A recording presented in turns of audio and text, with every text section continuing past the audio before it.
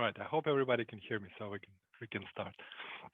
All right. So don't take this picture too seriously. All I wanted to illustrate by that diagrams and shorthands of all kinds are very important in life in general, and also in in neutral geometry we use them all the time, and some of them are standard, some of them maybe not so standard.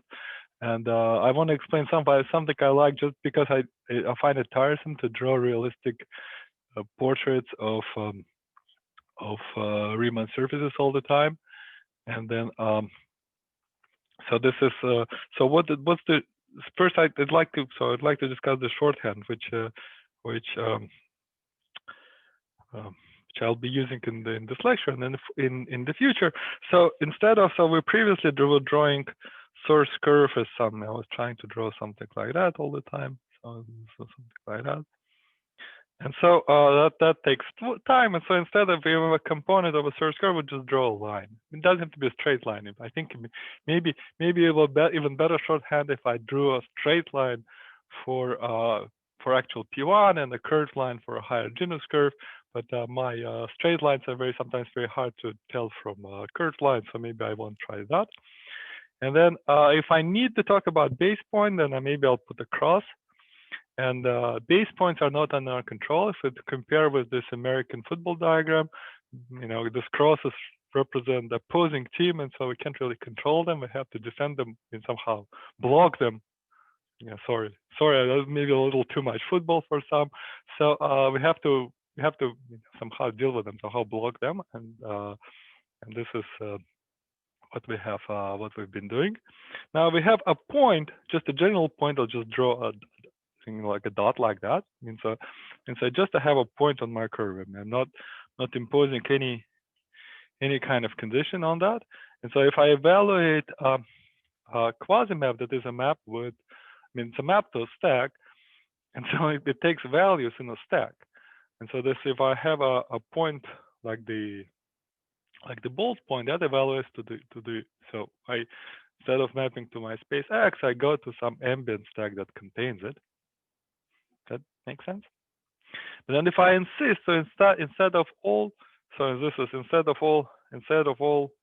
maps, I have an open subset. So maybe instead of all maps, I have an open subset of maps which are actually non-singular at that point, and so which I'll indicate as a circle. Okay, so this is and that if I consider evaluation point at that point, then it goes to my space X. So instead, I recall that the setup is that I have some space X that is a stable locus in some quotient stack, and we consider maps to X by the flavor of the maps. So we consider maps that go to the quotient stack but take values in X except with finitely many points. And so I insist that none of this called base points, and so I insist that none of the base points is allowed to go there. So right, so means here I can have a base point on top of that, but here this base point this base point is disallowed. I can't have a base point here. So this maybe I'll try a bigger thing. So if I have a base point here, this can't be. So this is disallowed. So something like that. So then I can also, when we talk about this non-singular locus, there's a slightly different. There's a resolution of this evaluation map that we discussed last time, and that involves adding components which we call the coordinates. And what these components are, they're now real P1s, and but they considered their feature is that it said, well, our original curve was a parameterized curve, some fixed curve in moduli, and then these ones are considered up to C star rescaling of those P1s. Those rescaling leave 2 points fixed, and so we consider up to that. And so then this relative spaces that we discussed last time. So this is the spaces where you have a proper evaluation map of the space X. What they really are is that you allow if the the base points, if the opposing team players are trying to get to my not single, the relative point, which I indicate by so this means relative point. This sign here. And what this really means is that my curve is allowed to open an accordion. So it means think of this kind of bubbles. Maybe this should be called a bubble, or whatever. You can use your own figures of speech that whatever you like. And so this means that this will open as many bubbles as need be to keep my evaluation. So this is a singular point to keep it away from the base point. So this is accordion. I think is a good analogy. So here's one. And then also we discussed what it means to have. It's difficult to discuss maps from a general singular curves, but if I node is fine. So node is okay, and then we what we mean by curve by nodal point is that base points are not allowed to denote, because otherwise we'll have real problems with deformation theory. So base points are not allowed there. And so what happens is that if there's base points try to get to the node, again an accordion opens and the base it swallows all the yeah, it'd be nice if so yeah, it'd be nice if in actual games there was some options like opening extra components of space-time. I will swallow the opposing players, but anyway, here we can't do that. And so then we've talked about something we call the glue matrix. The glue matrix is it's if you have a P1, and it's a bubble P1.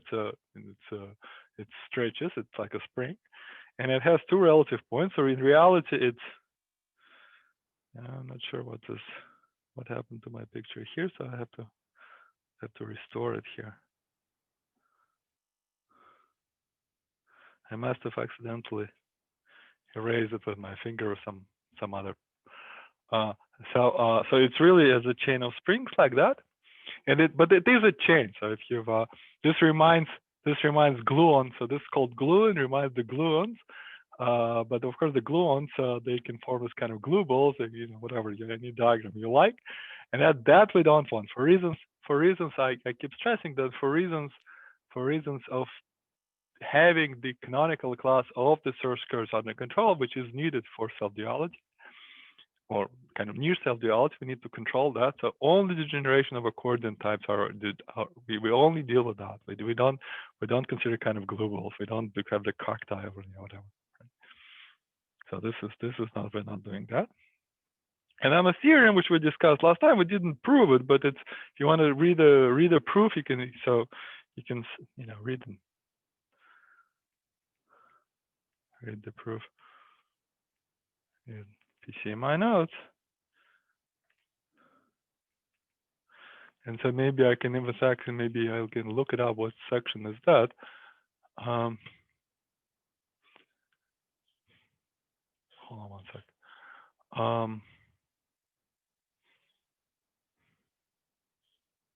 think it's section 6.5. So it's not.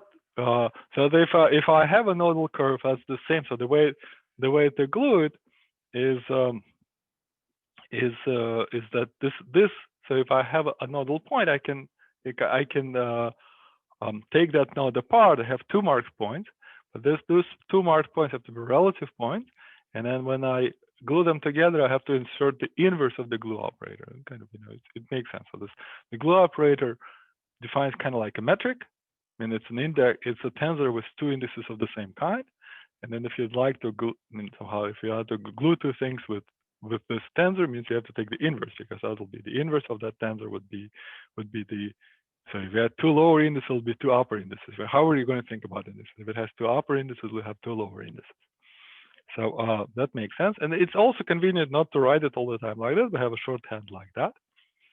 And so and so this is several remarks about this. Is that first of all, this is a statement This is a statement which is true not just for a fixed curve, it's true in moduli. If you have a moduli of source curves, and then on that moduli space, there's a divisor of nodal curves.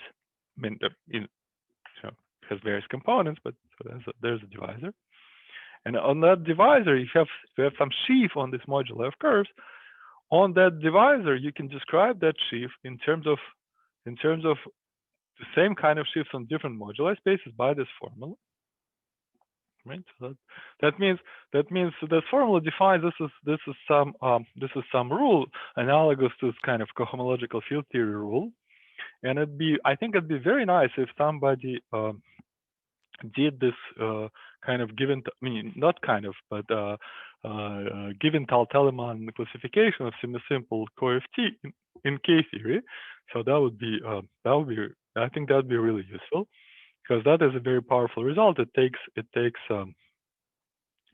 a lot of kind of Howard-Genus complexity out of a lot of enumerative computations. So that's so that'd be very nice. I mean, it's not, to the best of my knowledge, it's not available in the literature. I encourage people to work it out.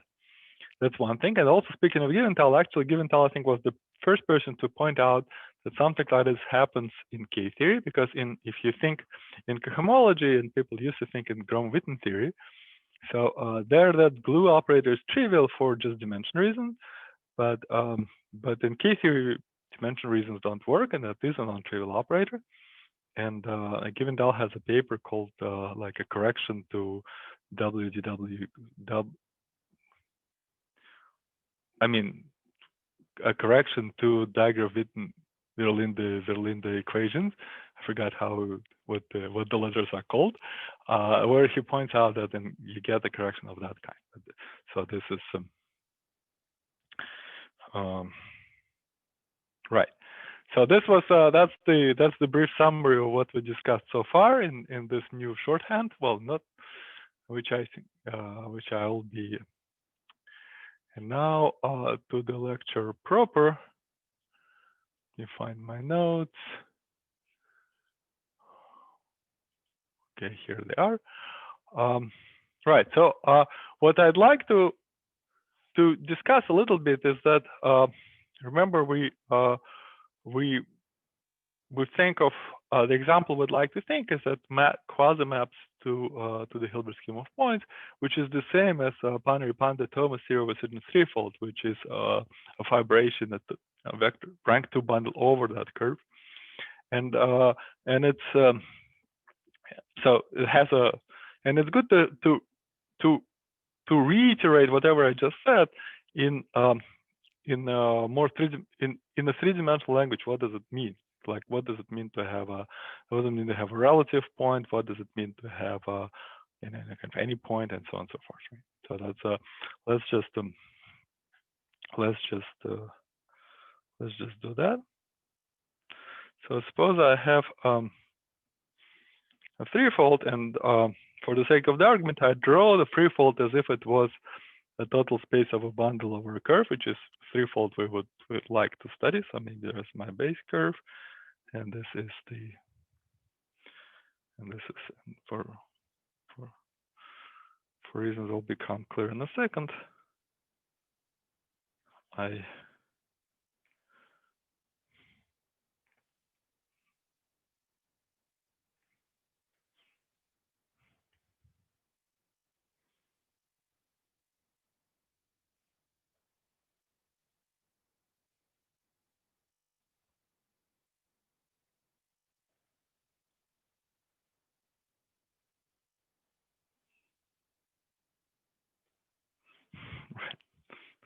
This will have to go. This is so that's my. So I have a threefold, and I forgot what we called it before. Maybe let's call it Y today. And so this is again. So this is e.g. the situation is we have a rank 2 bundle. So e.g. we have a situation that has a C2 vibration over my curve C. It's threefold. Then if I have a point on C, means I have a divisor. So the analog of thinking about a point is to think about a divisor. So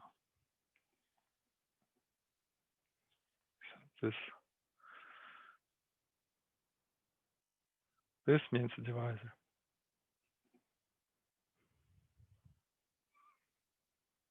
And that divisor, this is the normal direction of that divisor.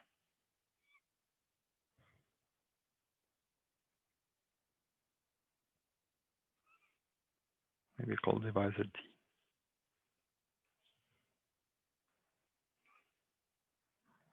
Okay. Then I can impose whatever, some kind of enumerative conditions on that divisor, and I can impose them in a way that I can so if I have a curve, or maybe so in Bandari-Pandit-Thomas language, so you can say it in the Donaldson-Thomas language or Bandari-Pandit-Thomas language, so whichever. So then maybe let's stick to PT. So if I have a curve, it may hit that divisor in a way which is like, an example could be like a tangent to that. Maybe a curve. So this is my sheaf F, and so this is a one-dimensional sheaf. This is a data, and so that it hits my divisor, and here it hits on a point, and here it hits in a its tangent, so it hits it in the scheme of length 2. And so then the evaluation map, the analog of the evaluation map, is just reduction. So maybe this normal direction, we'd call it kind of X. Okay, for some local coordinate transfers to the divisor. And so then the evaluation map is really, so if I have my Bandari-Pandit-Thomas data, which is a map from O of Y, I had a map, maybe call that map, I think it was called F, goes to sheaf F. Then the evaluation map, what does it do? It just reduces this whole thing mod X. So that can take, so if you reduce functions mod X, you're going to get O the divisor. Then you're going to get a map kind of S mod X. And here you go to F all times so D. That's just, that is part, this is the evaluation map. This whole, I mean, going from the top row to the bottom row, that's the evaluation.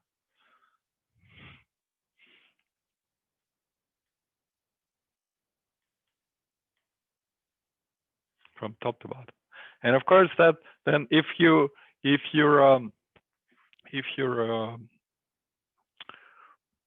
what you get is some, there's no telling what that S map S mod X is. So this is all we know is that so since this is this language here, this by assumption this had no zero-dimensional subscheme.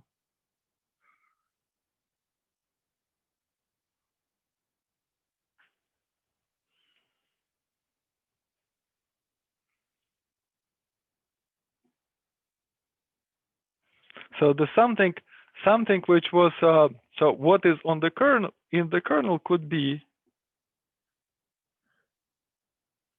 in the kernel of the map, it could have some components that sit entirely in the divisor. So that somehow no components in the divisor. Would like to no components in the divisor. No components. No, we don't want like a whole curve to sit on the divisor. So that we don't.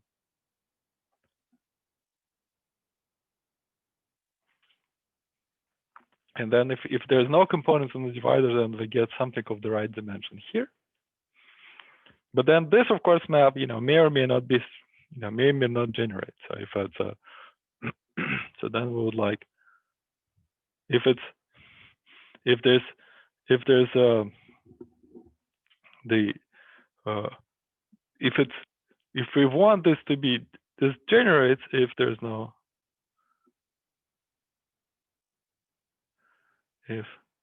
are no base points in the device.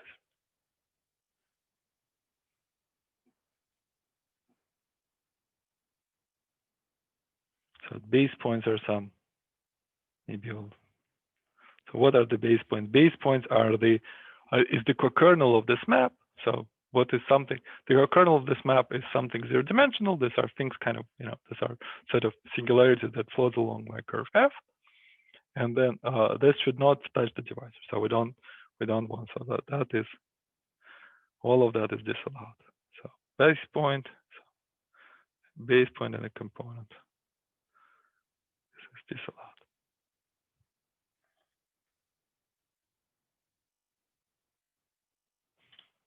If we want an evaluation map to, so maybe, so disallowed where? Disallowed in the situation when we would like something like that. So it means we like no singularities in the device. Okay. So this means for one evaluation map to the Hilbert scheme of points of the divisor, then this means that. Right. Otherwise, there's an evaluation map to some stack, and it's fine. You can, you can work with that stack too. Yeah, it's just different. So there's a KC of a stack is something infinite dimensional, and KC of stable looks and something finite dimensional. But both are nice. So you can work with both evaluation maps. And so, so then if I want to, what does it mean to have a relative situation? So relative means that that in order to achieve a good evaluation map, I now will allow myself to open accordion. So this will maybe like to copy that.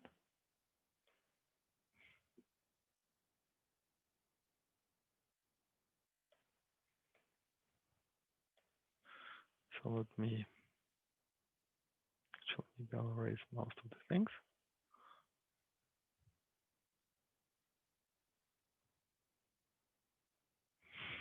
So let me erase everything except the threefold. Now so now I'm allowed to, and I try to draw it as if it was an accordion.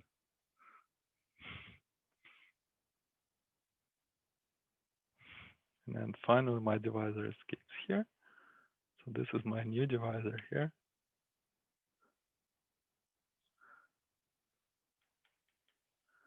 And it's like an accordion.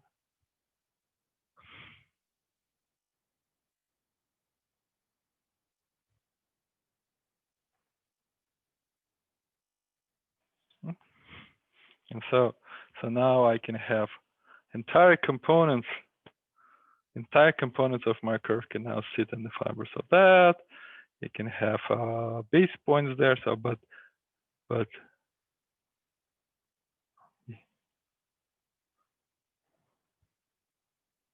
let me not be too pedantic about the dotted lines. But so I can have base points, but my intersection with that divisor is still nice. So that makes sense. Yeah, it makes sense, the picture that I drew. So that is the analog of having a relative point and then having. So this means I have what I want to draw is relative divisor. What it really is I have a non-singular point and I have a rubber component, another rubber component, another rubber component. Sorry, I don't really understand the picture. So like your three-dimensional variety is not irreducible. Is it No, it's a bunch of components, and what is it? What is it? A bunch of components. Maybe it's a good it's a good question to ask. And so this is, remember when we had when we talked about this. So maybe I should say that this is really a picture that goes, you know, maybe the first person to draw that sort of picture was, or maybe was John Lee, and this is called expanded degeneration.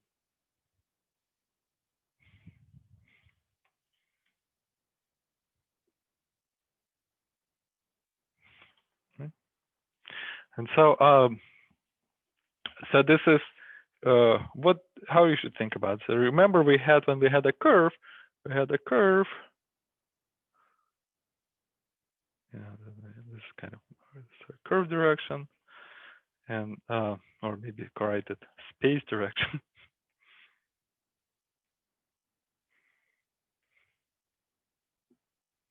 Space direction, and then there was some time direction. Time is when the base points. So base points, they move in time, and so in our space we have maybe this is my divisor. So this is divisor stays kind of fixed in time,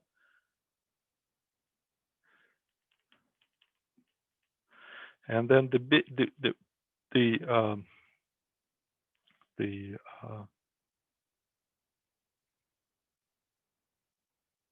base points want to hit it at some. So these are the base points. So these are. And then what we do is we blow up this point. So the point which this point here, this point we blow up. Or it's not a point, it's a divisor cross time, so blow up.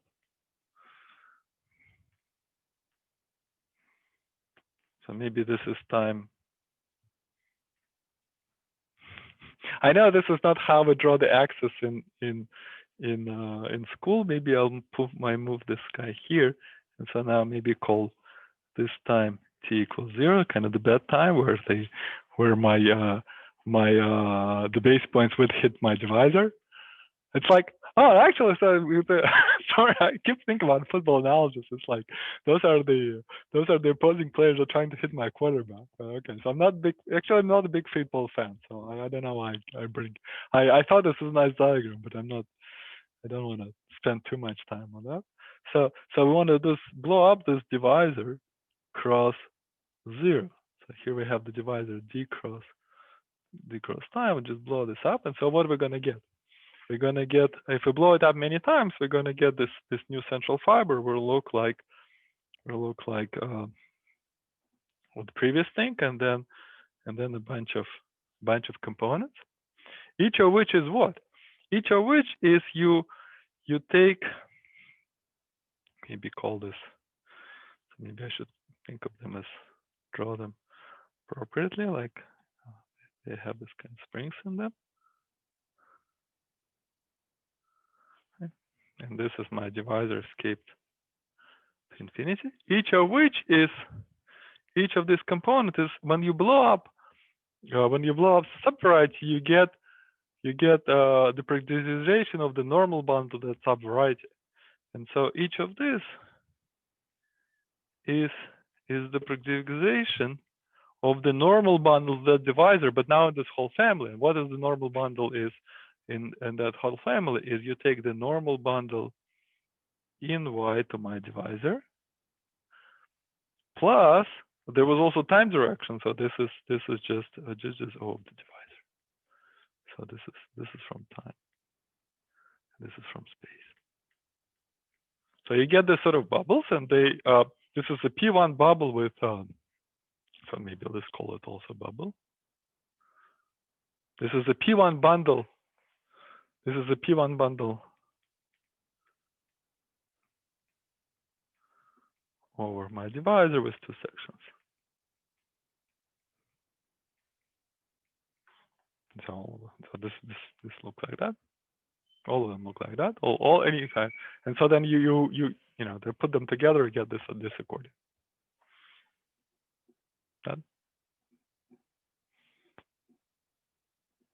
That makes sense, Roman? That explains what I was trying to draw here. Yeah, and so like on your picture with this accordion, like your curve actually intersects these divisors in some points, right? This. Yeah, it hits them, and it's just right. I mean, it hits them, and it hits each of them is nicely. So intersection. Maybe I should say, you get all these divisors and the curve. You get all these copies of D, and the curve is supposed to hit at each one of them nicely. So my F.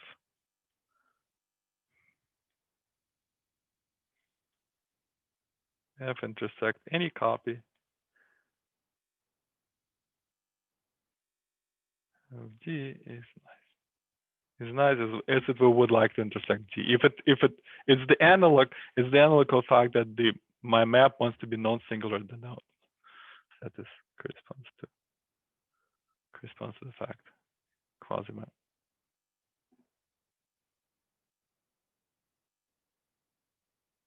Should be.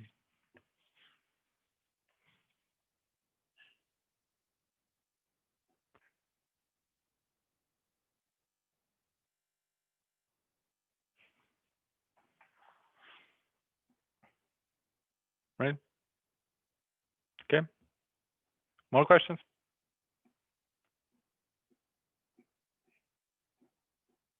All right. So then,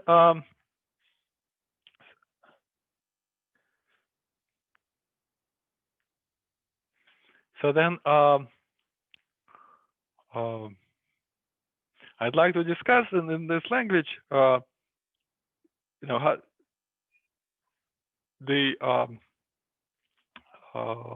the interplay between various kinds of insertions various kinds of geometric insertions you can put into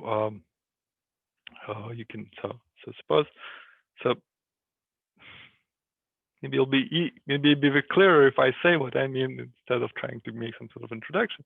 So now suppose I have some general Y, and I don't think of this as some kind of bundle anymore, some general whatever Y. And I have some cycle in it. Maybe that cycle is a point, some cycle. So Z. And I'd like to somehow constrain my curves in terms of what they want to do at that cycle. Maybe they want to meet it. Maybe they want to do something else. I don't know. Meet it with some kind of direction or tendency or some geometric conditions. So that was my curve. So this I impose. So what it says that I impose some cycle where I impose, or maybe we impose to make it more a collective effort.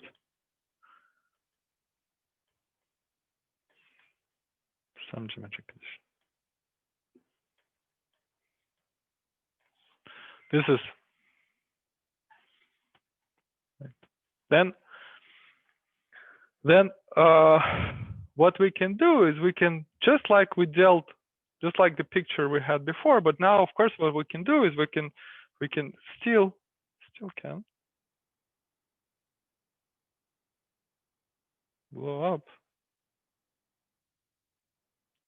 Z cross times 0 in Y cross whatever. And still at our there's a move that's still available to us.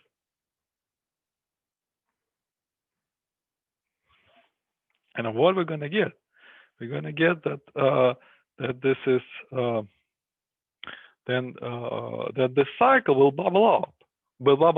So this will be get a new threefold.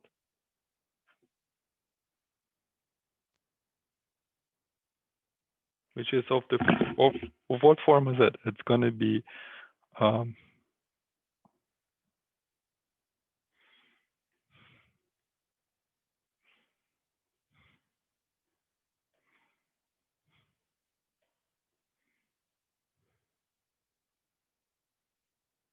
so where I previously had my cycle, I will now have like a hole. So this is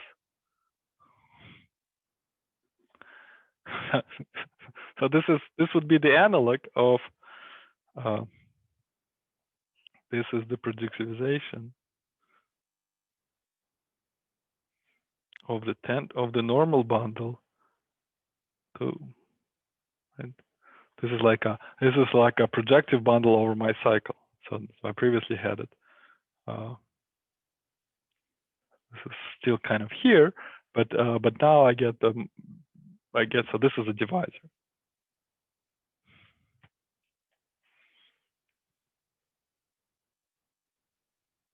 And so from the point of view of my original space, I'm left with the divisor, which corresponds to all possible directions at which I can approach my cycle. And so then whatever curve should be relative to that divisor. And then here I get what I get is I can glue, I get the other component, maybe try something like that.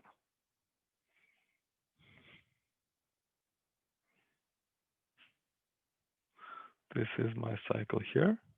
Yeah. This my cycle Z moves to that component, and that component is the projectivization of, so this is now threefold, so this would be projectivization of that normal bundle plus OZ, like before.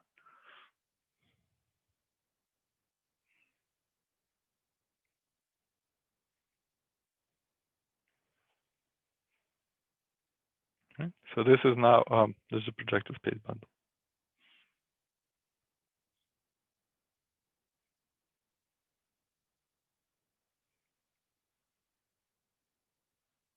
Over Z, and at the infinity of that bundle, I have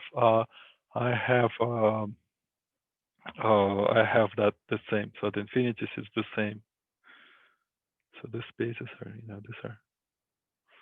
these two things are glued. Glued in the sense that there is in my threefold there's a node, like a nodal singularity. Means if I count curve, I have to allow that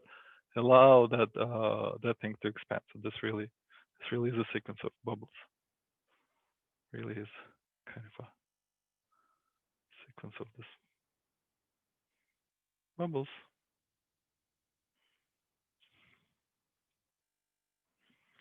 So then there's the curve comes here and hits my divisor.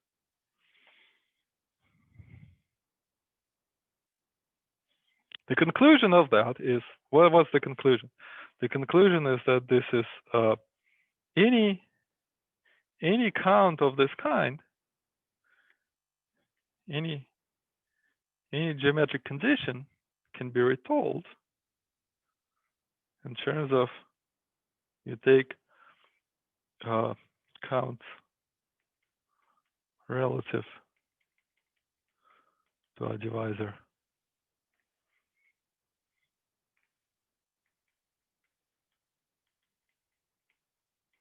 in Y. So my original manifold, the only thing that remembers is that it had a divisor, and I count curves by how they meet the divisor, and they have to meet. So that's a relative condition, means it has to meet the divisor nicely. And then plus whatever counts,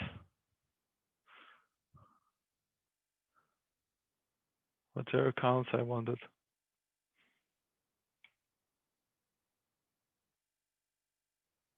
Originally,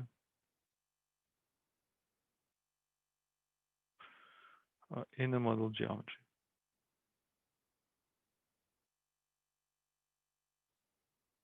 This geometry. And what's so special about this model geometry, for example, that model geometry had a C star action, right? So since it's a projectivization of two bundles, then I can direct sum. I can scale one of them. Let's say either one. So it's a projective bundle. I can scale either one. So maybe like C star, and that would be a scaling action on my. Like for example, I can use covariant localization to compute there.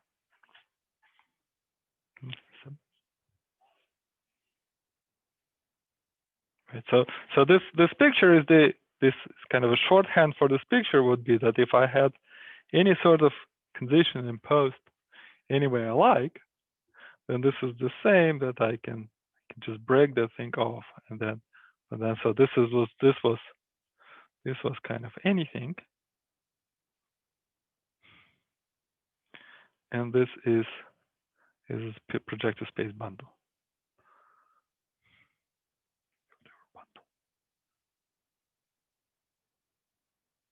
Over whatever I had here.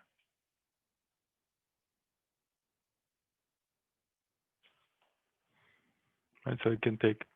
So this is means it has some. This is starting to. I'm trying to explain. There are some building blocks by which I can which in code I can don't have to do all possible curve counts. There's some building blocks that's enough to do. And in particular, right? So, may I ask a question regarding this previous picture? Mm-hmm. So, if when you bubble your threefold, so it becomes reducible, right? So it's Yes. And so you said that basically your curve, like which is like this orange curve here, so it should intersect all these divisors nicely, right? Correct. Yeah. But isn't it so? Yeah, I'm kind of having trouble imagining how this curve can be smooth when it passes through this single divisor. No, it's not a smooth curve. No, I mean no, of course it's not. It means also a nodal curve, right? Okay, so no, I mean to begin with, we didn't count smooth curves, right? So we did. Yeah. To begin with, we counted. No. But it's like it intersects this node, like this divisor in its nodal point, isn't it? Something bad? No, so this is all I'm saying is that's just a three-dimensional point of view of the situation that we already considered. The consideration we already considered is that if I have, so maybe if I have a curve, I can what I can do is I can degenerate it to a nodal curve. Right? Mm-hmm. And then a nodal curve means that. So what does it mean to have a quasi-map at a nodal curve? It means that the base point is not allowed to go into a node. So if a base point wants to go into a node, this really means that this is I have to have a this kind of thing. So an accordion opens if a base point tries to get there. So all the base points are kind of in an accordion, right? Okay. And that is right. That is what it really is. And but then you can say, well, that's I can take the two parts apart, except I have to remember then there's a certain glue matrix, a certain glue operator that I have to insert.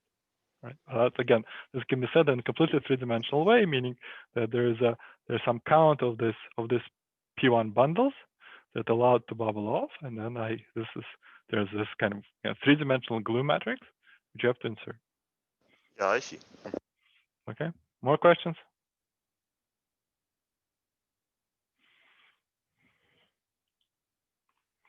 And maybe let me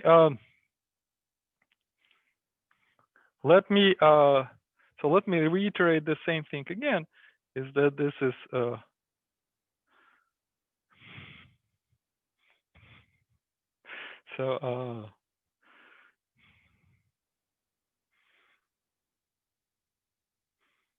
so then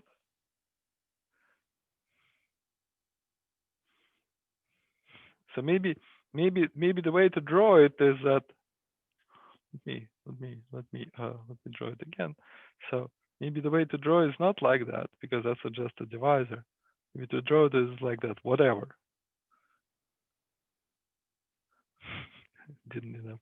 I had some insertion in whatever that insertion was.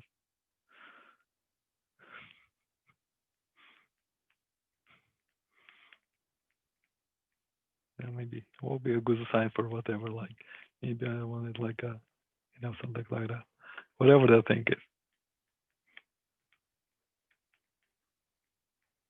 That whatever I can break off and put in the model geometry.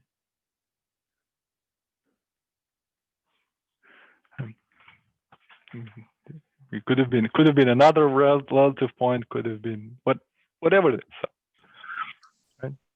Does the gluing depend on the whatever or the codimension? No, the gluing is not the gluing does not depend whatever. Yeah, the gluing happens at this. So the gluing is these are all these bubbles. Yeah, these are this bubbles, and then they.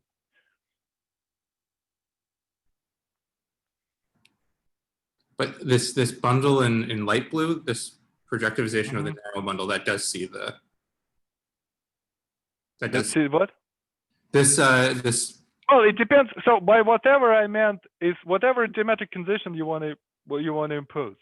You want to impose any kind of geometric condition you want to impose at that cycle. Like you would like to say, I don't know, whatever geometric conditions. Okay, cool.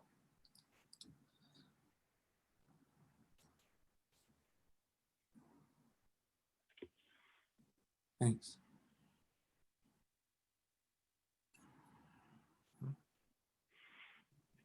All right. So then, and so in particular, there's also this sort of kind of interesting interplay between this is well, maybe I should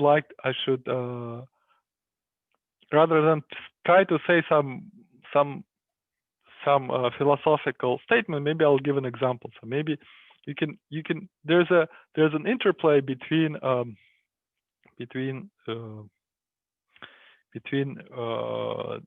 non-singular and relative conditions of the following kind. Now suppose I have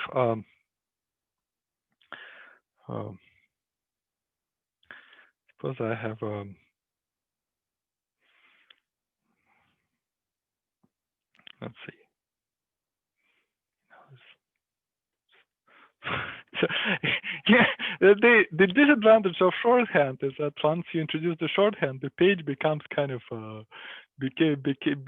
page becomes very non-attractive. It's just a bunch of the pictures of the same kind, and it's very hard to reconstruct this from what was said. But anyway, so somehow one more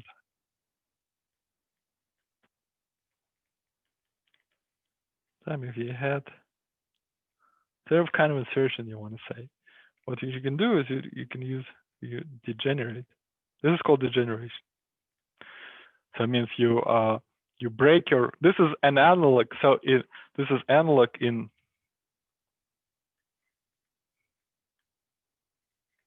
analog of taking tubular, like a tubular neighborhood.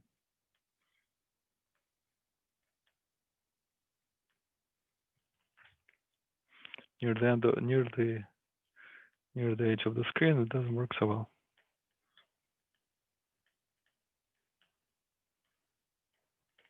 So this is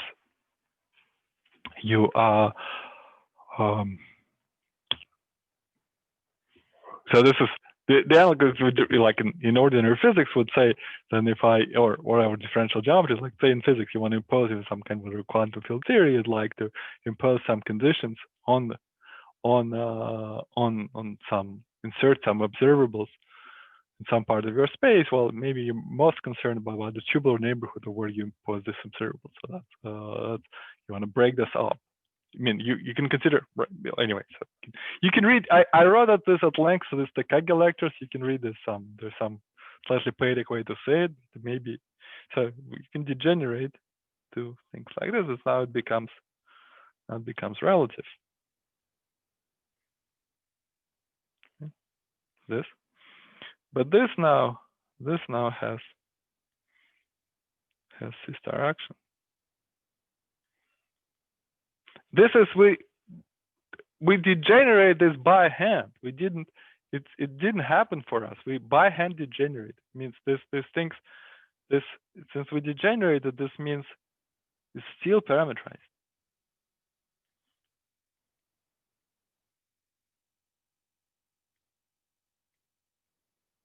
It's still parameterized, and therefore it has a C-star action. And we can take this C-star action and use it, and we can localize. Right? What would that localization look like? The localization, well, what would be the fixed points of the localization look like? The fixed points of localization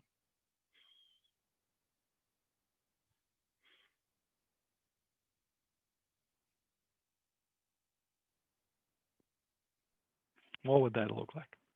So then will look like, so this was the, you know what, maybe I'll use different color for the mother curve and the,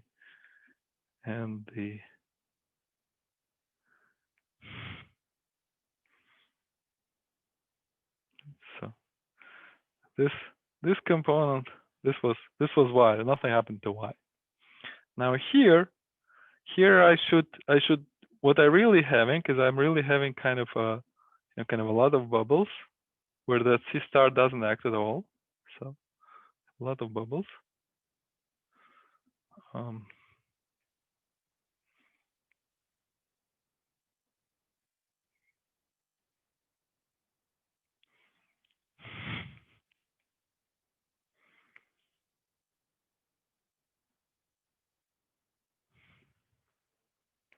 How about I use different colors for different parts?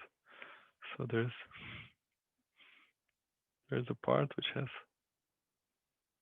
all these bubbles.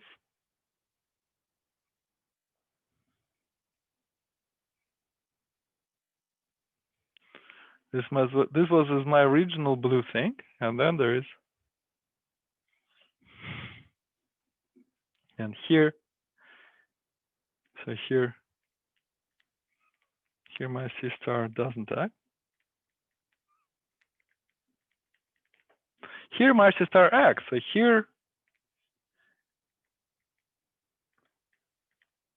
everything is constant. This part is a constant mass.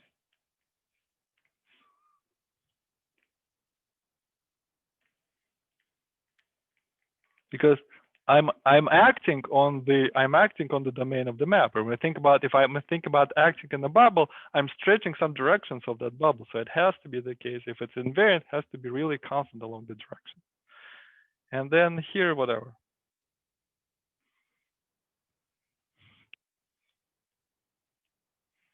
Here you can have a singularity, whatever you like, right? And so this says that this is, if you look at this, this has the feature that we can now, what we can do is we can, there's something constant happening here. So we can, if we break up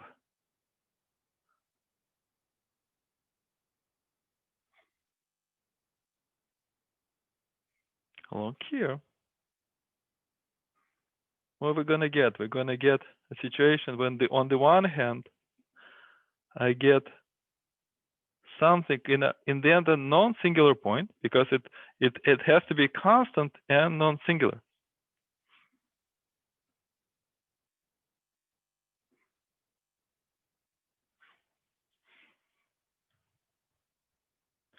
And here I get whatever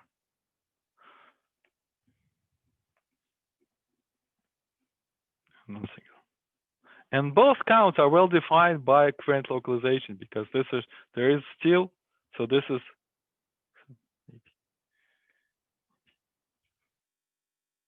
sorry, my color scheme is maybe not ideal. So I write it something like that. So here I mean that here is still, that is that part. So this is, sorry, this part. So the C star still acts on both of these places. Okay. So if I think of counts where this is relative on one side, non-singular on the other side, I look at the fixed points. The fixed points will look like, well, what are they going to look like? They're going to look like one part of this picture, one half of this picture. And if I look at the other half of this picture, they look like fixed points on the space like that.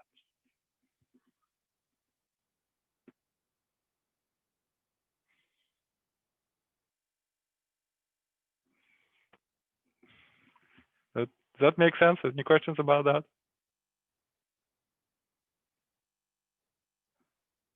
So, sorry, I'm a bit confused about your subscripts. Like you have here C star does not act, where then it acts. I don't know. Because in the bubble, what does it mean the bubble? Bubble means we already mod out in the bubble we mod out by C star. The accordions they're not rigid. Inside the accordions we mod out by C star. And so C star is acting, when I look here, C star is acting on a space which has in this round thing, there is really a lot of bubbles. And C star doesn't act there. It acts only on the main component. Make sense?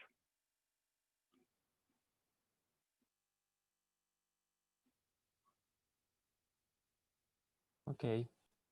So yeah, I took, maybe I'll draw a picture. So if I had some kind of hygienous curve for which nothing acts, and then I degenerated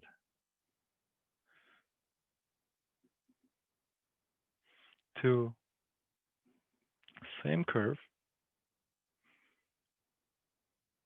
but now I have a P1 attached, and then maybe I had a point, and that point goes here, and here's my C star acting.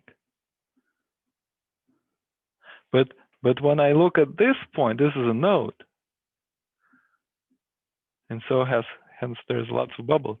There are bubbles. And C star in which this C star doesn't act. Nothing acts. This does not act. Make sense? Yes, great. Thank you. Okay. So the conclusion of this discussion is that there's all these dictionaries. So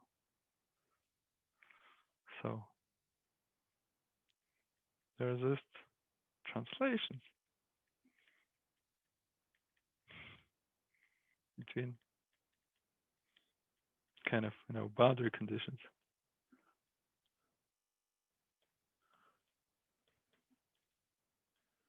Meaning that if I want anything I want, maybe I'll write it with a dot, that is equivalent to I can take this dot away and I get the relative condition. Right?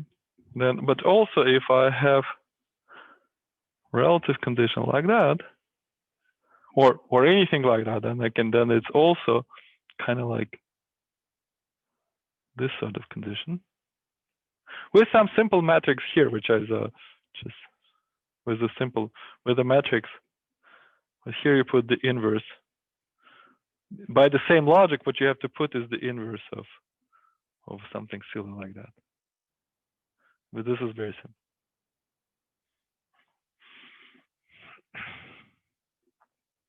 Right. And so really it's the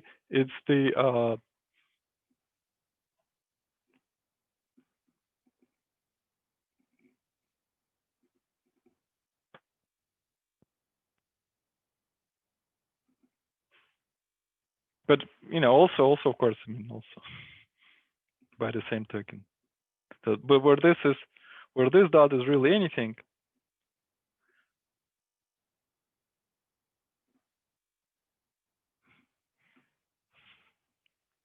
so in particular could be also relative condition. Right?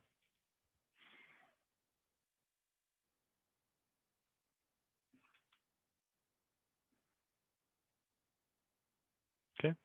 So this means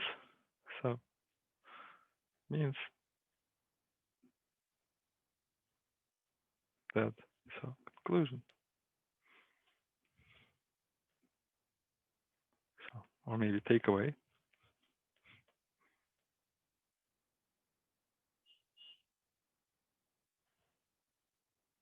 If X is one of the varieties we consider,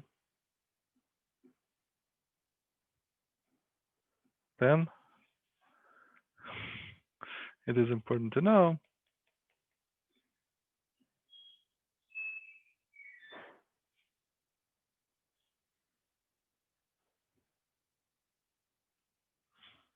the following tensors. So you can take maybe in no particular order. You can think of tensors like this.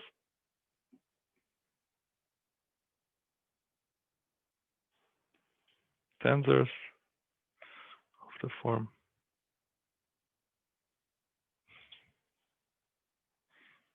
So so in no particular order. So that's maybe if I start with something like this, and I treat this, so there is this C star recurrent action here, then this is a tensor where that this sits in somehow takes values. It's an element. At the first point, we evaluate in stack, so it's in the K theory of the stack. Tensor K theory of X, current of X. Well, and then tensor series in Z, which is that counts the degree.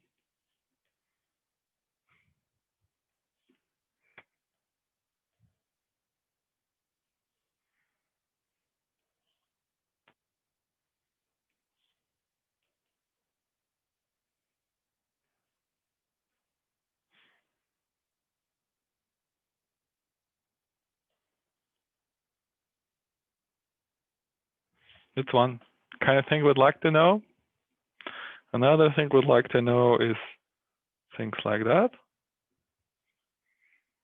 That is in fact the same. So that's a basic theorem that in fact it's a theorem. That this is the same as the glue matrix, which is not obvious but true. So means this is the way I wrote it. This is again P1 on which C star really acts, and the glue means we take a quotient, but the result is, so the theorem that the result is actually the same. Then you want to know maybe something like that. And so this takes values in K current of X squared. Tensor, same thing here.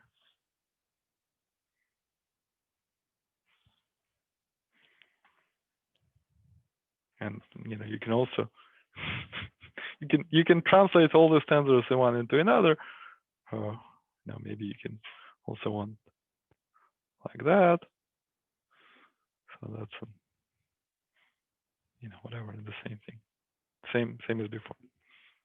Clear? So you get a whole bunch of two-valued tensors valued in either K theory of X or K theory of the stack, and it seems like of kind of the first and maybe the most crucial order of business is to describe those tensors.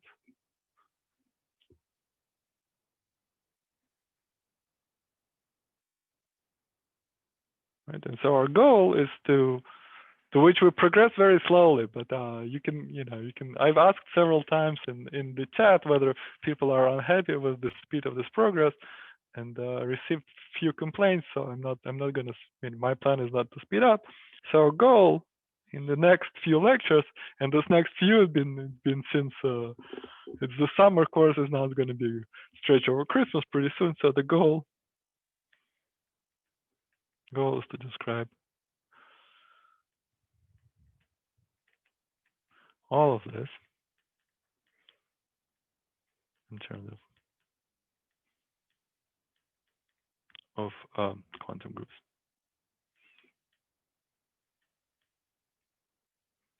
Construct this, that we constructed, which we constructed. We spent a long time talking about quantum groups acting in spaces. So in spaces like X, so this is where acting and things like that. Right. So that's it. So this would be the analogy maybe you should have in mind is something like with with like Chern-Simons theory. So the Chern-Simons theory, so you have, I mean, it's a theory, it's some kind of theory of real threefold as opposed to complex threefold. And then a real threefold is easy to break in pieces. So, and then, okay, you break up with pieces and then you get some, you can write, you maybe triangulate or some such thing. And then there's so this reduces the computation to some basic pieces, which you then compute in terms of quantum groups, but simpler quantum groups. So this is there in Chern-Simons, you compute them in terms of ordinary quantum groups. And here we do not even loop groups, and here we do like double loop groups type of thing. So because I mean that's more complicated theory, has more stuff going on. But that's the plan. And all right, maybe today is not the time to start saying something about what the answer is. Instead, and even so, my plan today was to discuss a covariant localization. How does it work? Just so that you get some feel for it. I mean, it's not important for this presentation. Maybe I'll do this next time, but maybe we'll finish today is some discussion of this this relative, more kind of, more about this degeneration and more about relative and degenerate, more about. So this is strictly speaking not necessary for towards this goal, but I think it's good to have in mind. It's so more about.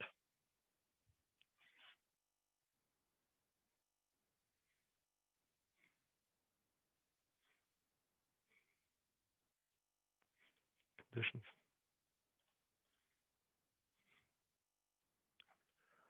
Degeneration.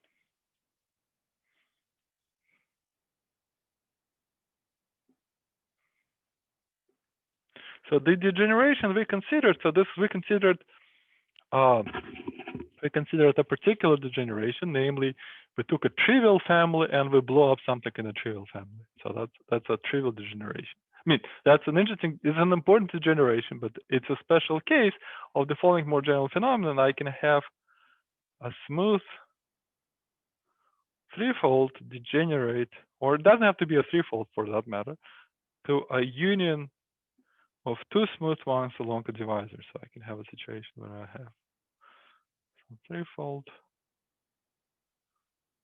degenerate. So threefold maybe. It doesn't have to be threefold, like I said. So you have some y, and then y1, y2, and there's a union along the divisor d. The d.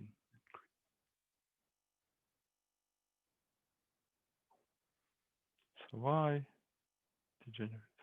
Degenerate means there's a family, there's a flat family in which one general fiber is y, smooth, and then there's a union of maybe not disjoint along the divisor d, and this is transverse, right? So this is too smooth, so this is smooth divisor on each of them. So I'm not going to write this down. So that's a general fact, and then the Jun-Lee's theory of expanded degeneration works in that generality fine. It's a chromography theory in any dimension. So you have some notion of some corresponding notion, which we'll discuss in a second. And then the first thing I want to say, there's kind of a remarkable theorem. There's not the kind of, this remarkable theorem of. This says this relation is the fact that you can cut varieties in pieces using just this move is very, very powerful. There's a theorem of Levin, Mark Levin, and Rahul Pandripande. Says that the relation, if I consider the relation that the class of y to be equal to the class of y1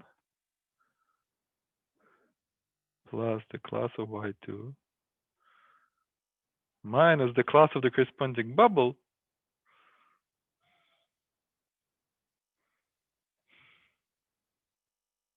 where what is that bubble? It's the productivization of, you take the O of the divisor plus the normal bundle to the divisor in either of them. If I have a degeneration like this, that means that the normal bundle the normal bundle to the divisor in one times the normal bundle to the divisor in the other, well, that has to be the normal bundle in the total space, right? But then the total space is a family, so that is trivial, right? So that is, right? So if a normal bundle to a fiber in the family is trivial, so this is trivial. And so then this means it does, in this formula, it doesn't matter whether I take the normal bundle to one or the other. So that's a natural relation, and that this generates algebraic cobordism.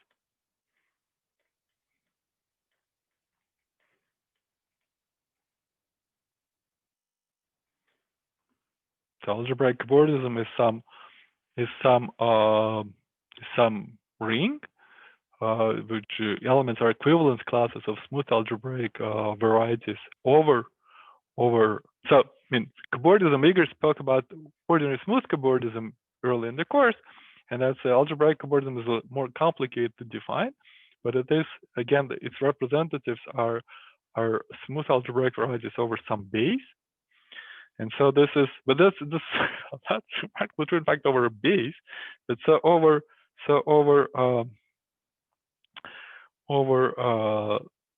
a point, which is maybe spectre C for us.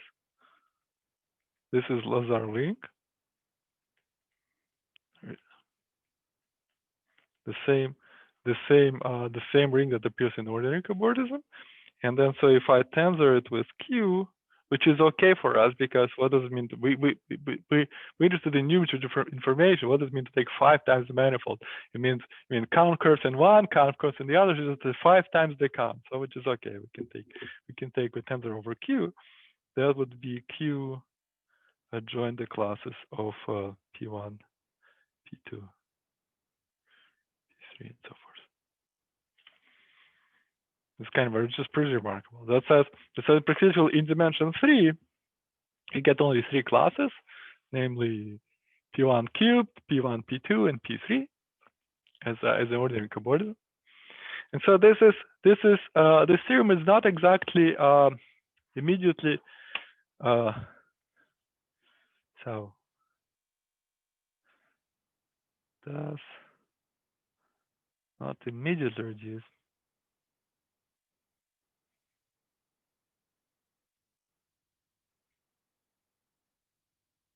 all counts to toric,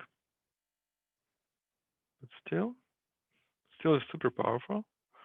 So why it does not immediately reduce all counts to toric is that because we have in our situation we have a threefold, and we have some enumerative conditions imposed in the threefold, and we decided we can trade those conditions for some divisors.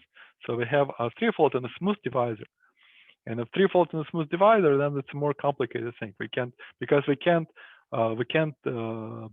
I mean, divisor has to be smooth. You can't take for this discussion. For the discussion of this guys, there's a separate story where people try to allow other non-smooth divisors, but that's I mean, I'm not, I can't say anything meaningful about that story, so I'm not going to say. So for the story, for the degeneration story that I discussed, we need to have the divisor smooth, and so then of course this kind of moves. If you have something with a smooth divisor, you break it up, then you can get something which divisor is not smooth. So that's an issue, but still. And also another thing is, of course, in this relation, you may have to read it both ways. It's not like you take your variety and you degenerate. No, you may first have to add some components to that, then smooth, then degenerate in some way. And then when you add these components, then this means you have to solve some more complicated theory in terms of for your variety. And so that's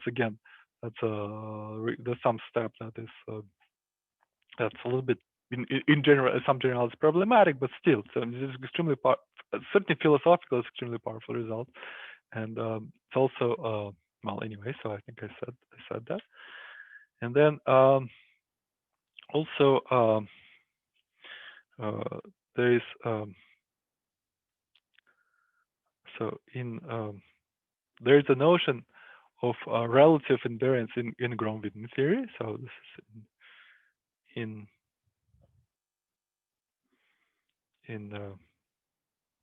Grom-Witten theory. What does it mean to be relative to divisor? It means that it can be relative to divisor, means you have, maybe it's your,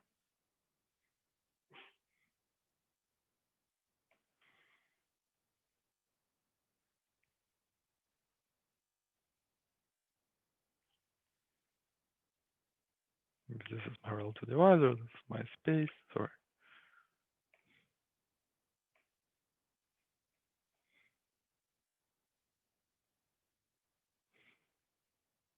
So this is the curve. And what is the curve supposed to do? Is you're supposed to be, you pull back the divisor, then this should be some maybe.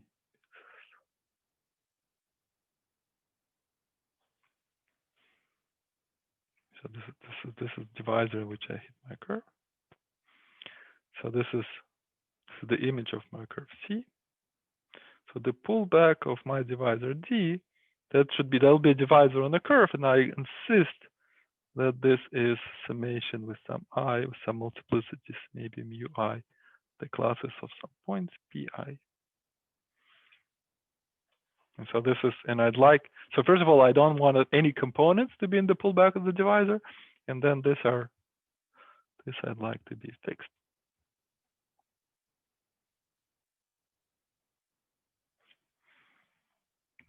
So in particular, if I'd like, if this first order contact and the tangency would like to coalesce into something cubic, then a bubble will form, and so we'll get a bubble. So this is, so the accordion will open.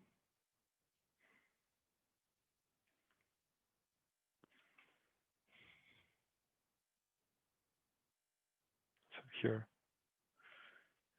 this will stay as it is, and then from the point of view of, so from the point of view of kind of if this, right, if they would like to form if this guys would like to form a cubic order 3 times, means this point goes into the divisor, that this point will end in the bubble.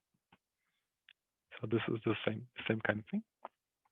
And so then this is then you get an evaluation map. The evaluation map is really goes to evaluation map of the divisor. This is like points with points with like a fractional multiplicity, you'd like to say. So this is, so if you think of where that the pullback of a point here is many times my point there. So this is to say that the image of my point on a curve is some fraction of the point of the divisor. So evaluation map takes values in orbifold. Really, what it takes values in orbifold cohomology.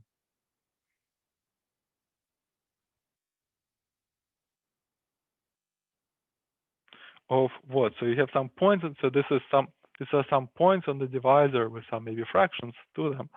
So then it's so this is kind of like exponential of the divisor. It means disjoint union over n divisor to the n over Sn.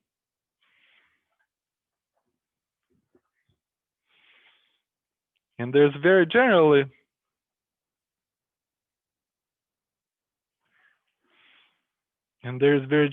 so conjecture, general conjecture.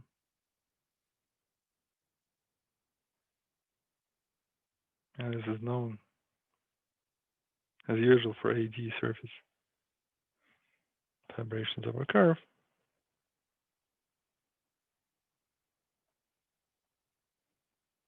That relative counts is that in cohomology,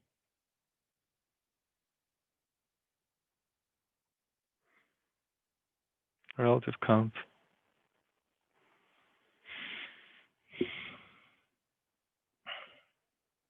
relative counts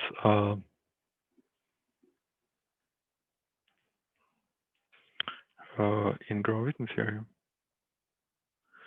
They're just really the same as relative counts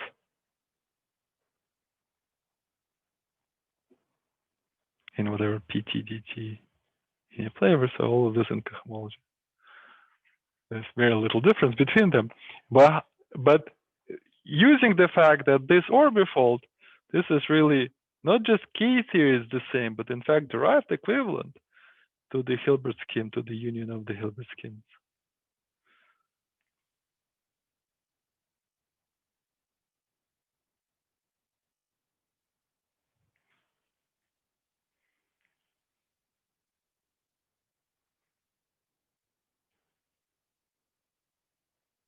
And this is the Bristol-Kang grid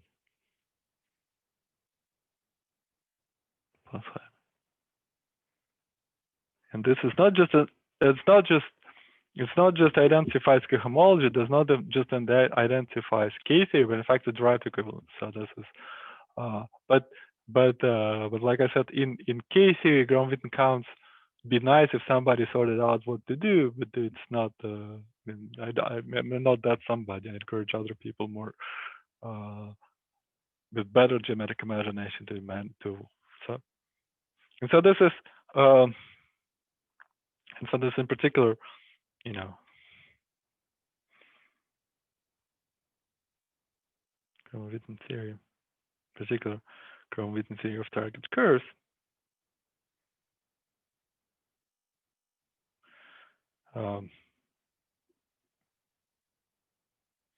With relative insertions.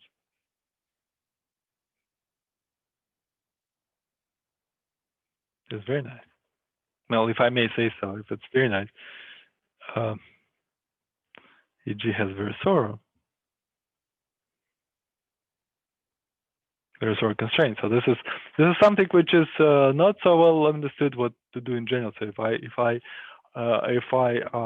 have a general relative divisor, how to create something like Virasoro constraints without relative counts, it's not it's not known to me how to do it. It's not clear how to even write the operator that will form something like a Virasoro algebra. But for target curves, it's really nice. So this would be a special case. We talk about so this is for AD surface vibration. It's a theorem. So if you want to Graham-Witten counts for the surface vibration over curves, that is the same theory that we're discussing in cohomology.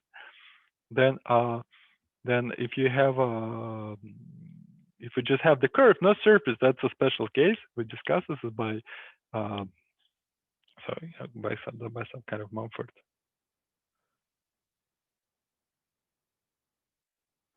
Mumford relation that gives you two curves, and then the basic tensors that we're discussing, things like that. Things like that. This is something simple, but this is very closely related. So this is, this fits into so like what would be retail or that sort of thing. This is really closely related, very close.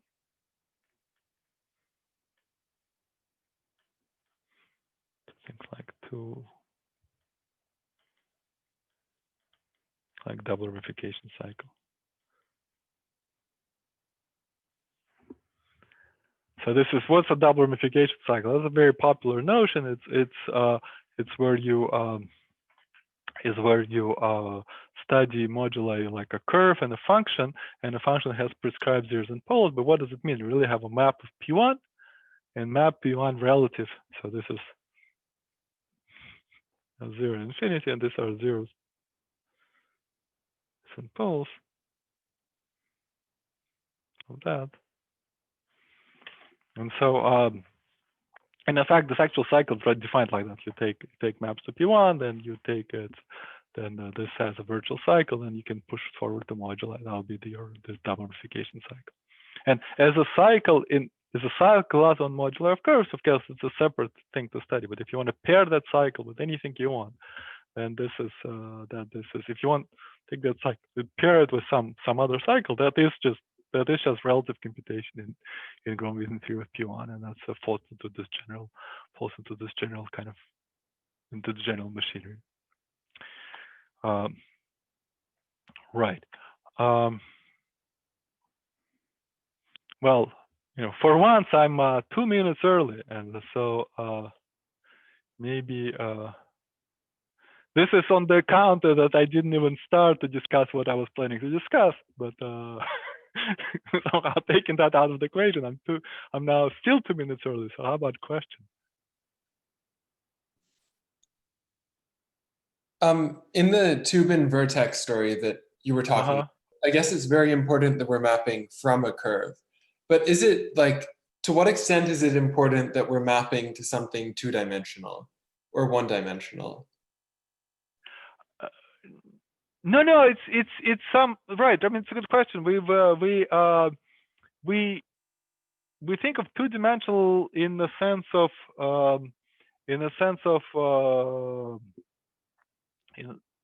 so we think of X as the modular of some object of something that lives on the surface. But X itself is something very high dimensional, right? We map to like the Hilbert scheme of points, which has dimension like 2n.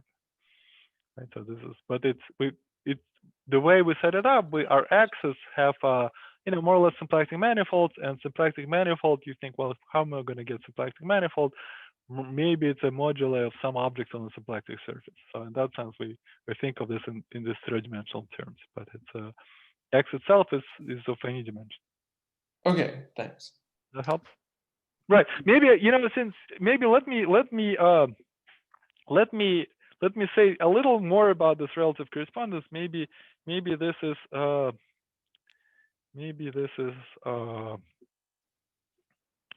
when we get maybe more a little bit about that. So we had like if I count so if we count maps to the Hilbert scheme of points, I mean, if we think of like the Hilbert scheme of points, and we think maybe of like quantum cohomology, well, whatever maps to the Hilbert scheme of points. There's a variable there that counts the degree, right? So then this is Z. So if I think of Z, maybe Z counts the degree, and that variable Z, it lives in peak. In general, lives in peak X.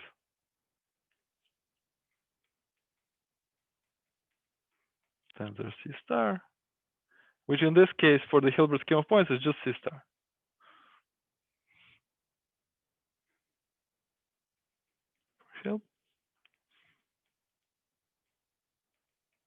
And this is like this. It's like the Kähler torus. It has a Kähler class and the complexified Kähler class.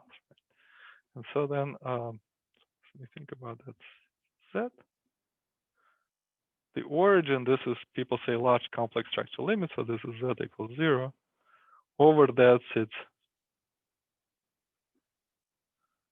Over this sits the Hilbert scheme. Yeah. But then, so this is, if you think of this Z, you should think of it like Z is like the exponential of Kähler class plus complexified Kähler class. And so then the point where Z equals, well, depends on your convention, but maybe you call it 1.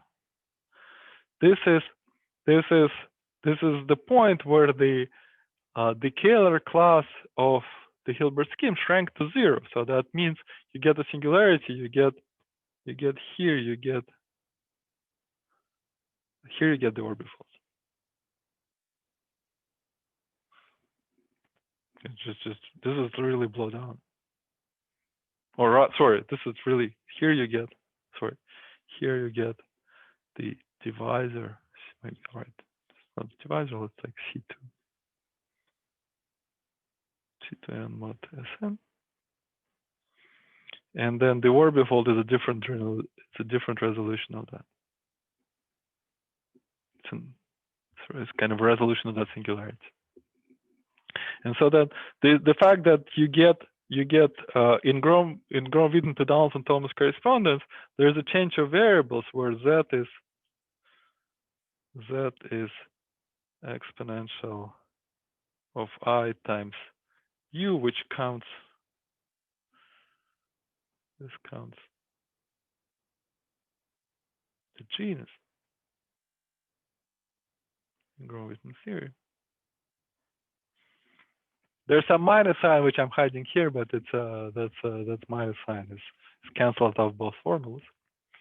But and so this says this kind of fits the fact that you get an orbifold there is not an accident. It's a part of some general theory. So it means that if I'd like to evaluate my Kähler parameter at some special point, then I should get into whatever K theory or derived category of coherent sheaf before the homology of something that is associated at that special point. In this case, it's associated to the orbifold, and the fact that the fact that the Grom-Witten theory predicts you should get the orbifold, it's consistent with that philosophy.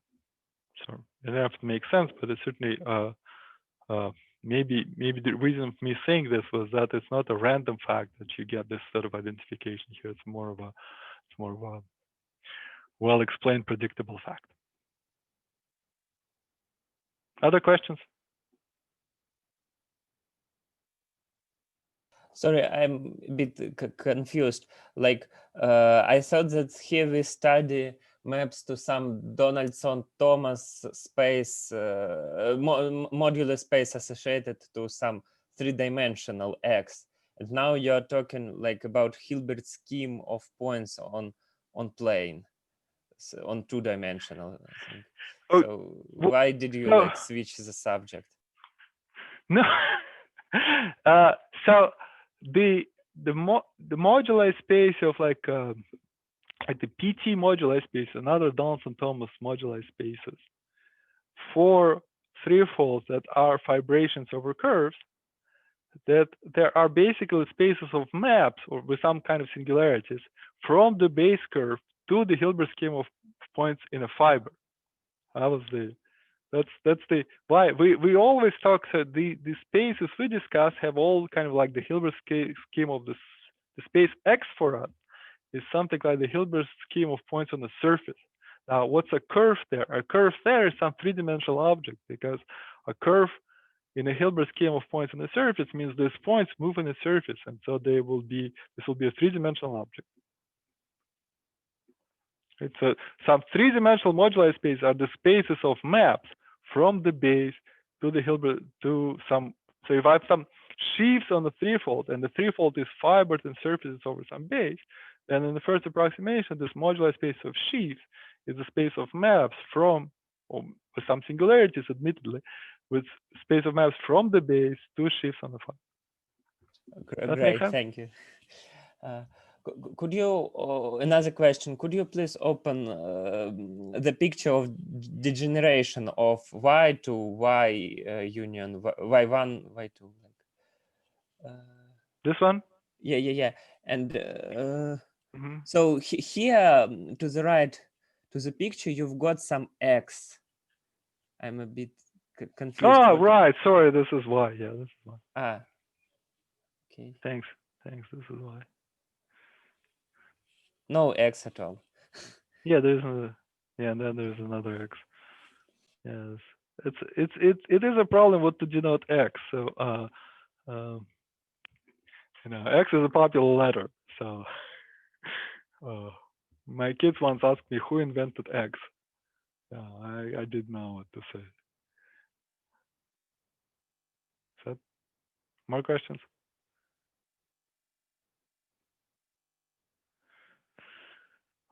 All right. Thanks everybody, and then we'll continue next week. And okay. Right. I should say today in the seminar is a talk by Richard Thomas. So I encourage everybody to tune into that.